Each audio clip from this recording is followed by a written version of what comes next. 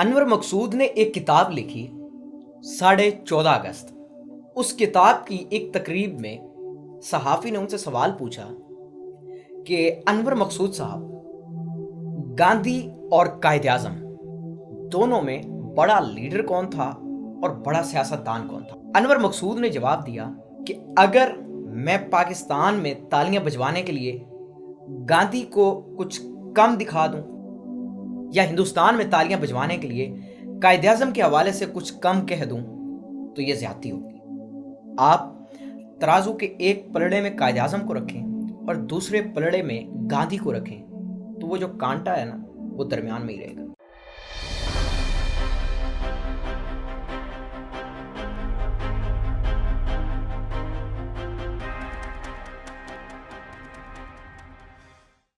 مہاتما گاندھی ہندوستان کی تحریک آزادی کے بنیادی رہنما تھے۔ غیر متشدد سول نافرمانی کی ایک شکل کے معمار بھی تھے جو دنیا کو متاثر کرے گی۔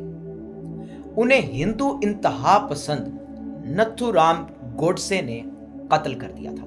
یہ مہاتما گاندھی کون تھے؟ مہاتما گاندھی برطانوی راج کے خلاف اور جنوبی افریقہ میں ہندوستان کی عدم تشدد کی آزادی کی تحریک کے رہنما تھے، جنہوں نے ہندوستان کے شہری حقوق کی وکالت کی۔ گاندھی نے قانون کی تعلیم حاصل کی اور سول نافرمانی کی پرامن شکلوں میں برطانوی اداروں کے خلاف بائیکاٹ کا اہتمام کیا۔ ہندوستانی قوم پرست رہنما موہن داس کرم چند گاندھی 1869 کو پوربندر کاٹھیا واڑ ہندوستان میں پیدا ہوئے، جو اس وقت برطانوی سلطنت کا ایک حصہ تھا۔ گاندھی کے والد کرم چند گاندھی نے پوربندر اور مغربی ہندوستان کی دیگر ریاستوں میں بطور وزیر اعلیٰ خدمات انجام دے رکھی تھی۔ ان کی والدہ پوٹلی بائی ایک گہری مذہبی خاتون تھی جو باقاعدگی سے روزہ رکھتی تھی۔ نوجوان گاندھی ایک شرمیلا غیر معمولی طالب علم تھا جو اتنا ڈرپوک تھا کہ وہ 9 عمری میں بھی لائٹ چلا کر سوتا تھا۔ اگرچہ گاندھی ڈاکٹر بننے میں دلچسپی رکھتے تھے، لیکن ان کے والد کو امید تھی کہ وہ بھی ایک حکومتی وزیر بنیں گے اور انہیں قانونی پیشے میں داخل ہونے کی رہنمائی کی۔ 1888 میں 18 سالہ گاندھی قانون کی تعلیم حاصل کرنے کے لیے لندن، انگلینڈ روانہ ہوئے۔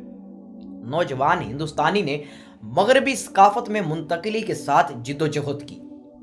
1891 میں ہندوستان واپس آ کر گاندھی کو معلوم ہوا کہ ان کی والدہ کا انتقال چند ہفتے قبل ہوا تھا۔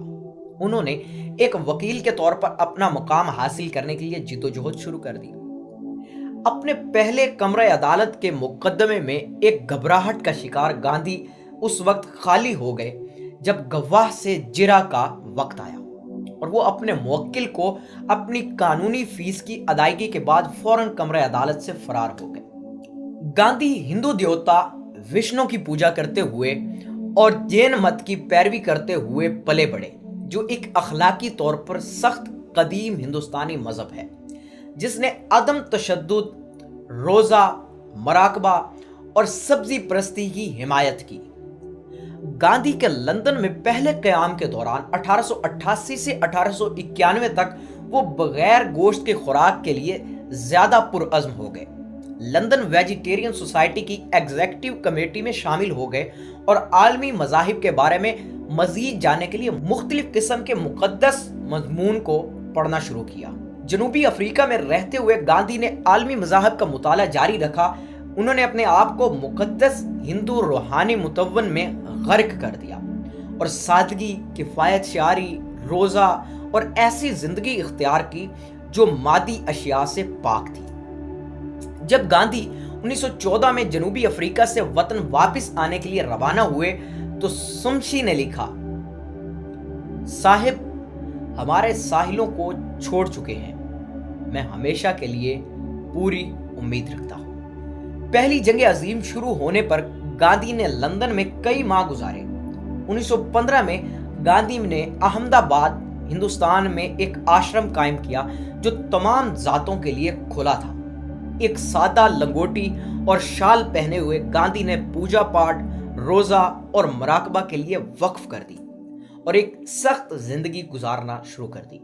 وہ مہاتما کے نام سے مشہور ہوئے، جس کا مطلب ہے عظیم روح۔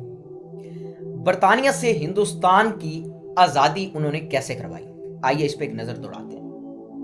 جیسا کہ برطانیہ نے خود کو 1942 میں دوسری جنگ عظیم کی لپیٹ میں پایا، گاندھی نے ہندوستان چھوڑ دو تحریک کا آغاز کیا، جس نے ملک سے فوری طور پر برطانوی انخلاء کا مطالبہ کیا۔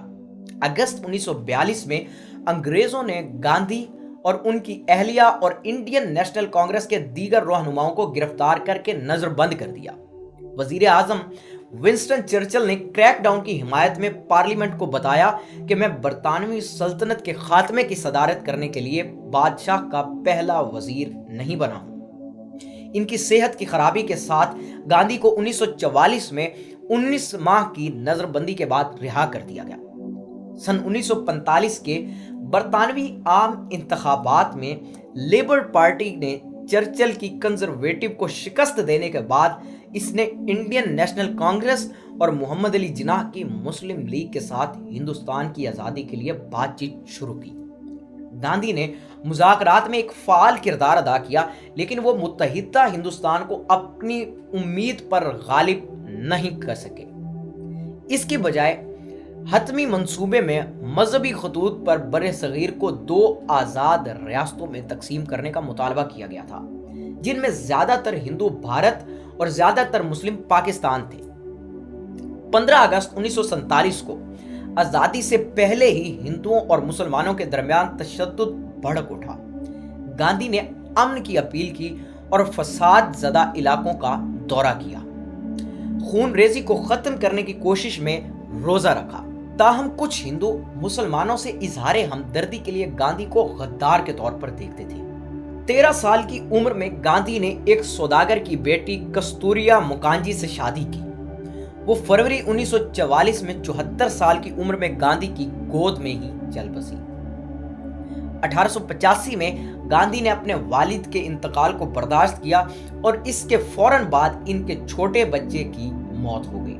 سن 1888 میں گاندھی کی بیوی نے زندہ بچ جانے والے 4 بیٹوں میں سے پہلے کو جنم دیا۔ دوسرا بیٹا ہندوستان میں 1893 میں پیدا ہوا۔ کستوریا نے جنوبی افریقہ میں رہتے ہوئے مزید 2 بیٹوں کو جنم دیا، ایک 1897 میں اور ایک 1900 میں۔